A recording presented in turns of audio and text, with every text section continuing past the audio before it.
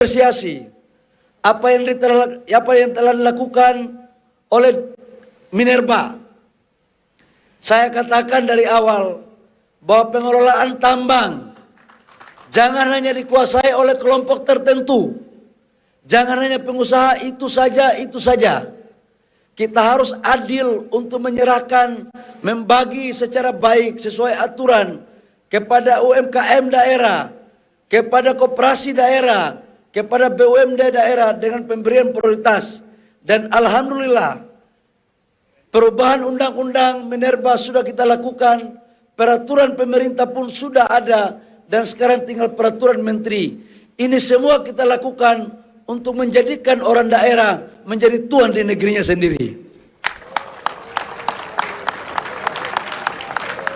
Saya juga mengapresiasi apa yang dikerjakan oleh Dirjen Migas dan SKK Migas dengan telah diterbitkan peraturan menteri nomor 14 tentang solusi terhadap pengelolaan sumur-sumur masyarakat yang sejak zaman penjajahan sudah ada, tapi belum pernah dilakukan legalitasnya. Akhirnya mereka menjalankan untuk mencari nafkah dengan tidak nyaman karena selalu diikuti oleh oknum-oknum tertentu. Kadang-kadang dilaporkan. Tetapi saya ingin mengatakan jangan kita saling menyalahkan satu dengan yang lain. Semua mempunyai kontribusi kesalahan.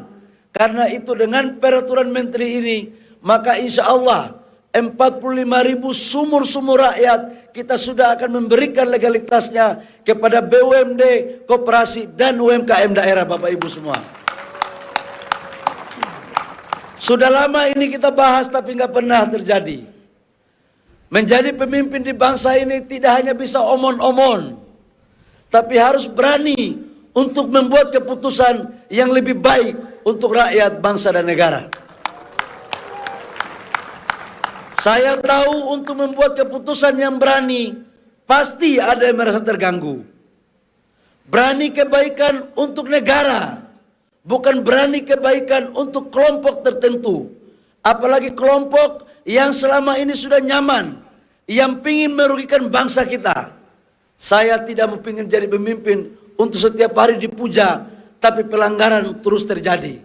Saya ingin meluruskan apa yang diperintahkan oleh Bapak Presiden, agar negara ini dikelola dengan aturan, dengan baik, dan semua berorientasi pada kepentingan negara, rakyat, untuk kesejahteraan masyarakat semuanya.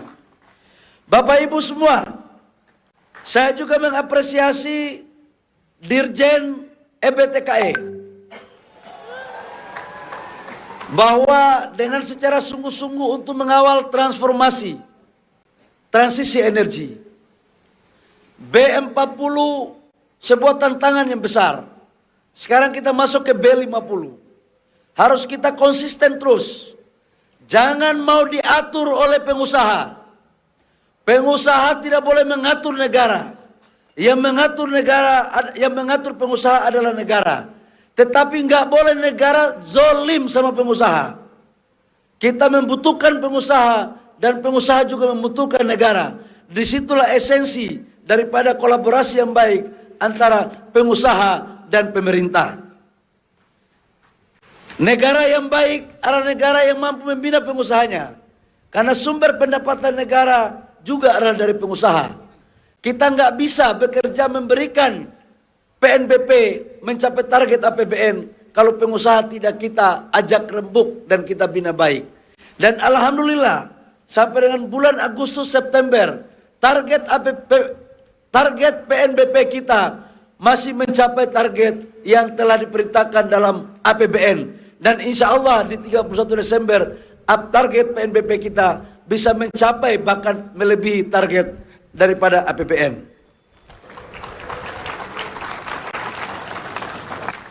Di sektor kesekjenan saya juga lihat sudah membaik. Sudah bagus kolaborasi kita. Dan ini kita harus tingkatkan kerja yang baik. Untuk Dirjen yang baru, Dirjen Gakum, jangan segan-segan untuk menegakkan aturan. Negara ini tidak akan bisa tertib kalau semuanya kita dengan pakai cara-cara yang sudah sama-sama kita tahu yang terjadi pada masa lampau. Udah, kita sudah harus hentikan cara-cara ini. Kita harus tegakkan aturan agar semuanya bisa tertib. Termasuk dirjen listrik.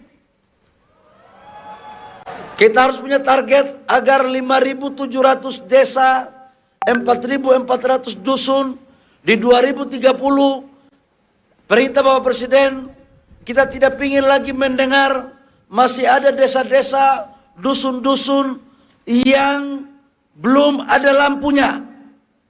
Sudah harus listrik masuk, ada dirut PLN di sini. Kita sudah menjalankan roadmap-nya. Saya tidak ingin masa kecil saya, waktu saya sekolah, belajar dengan memakai lampu pelita. Dengan pada lain pakai obor, bangun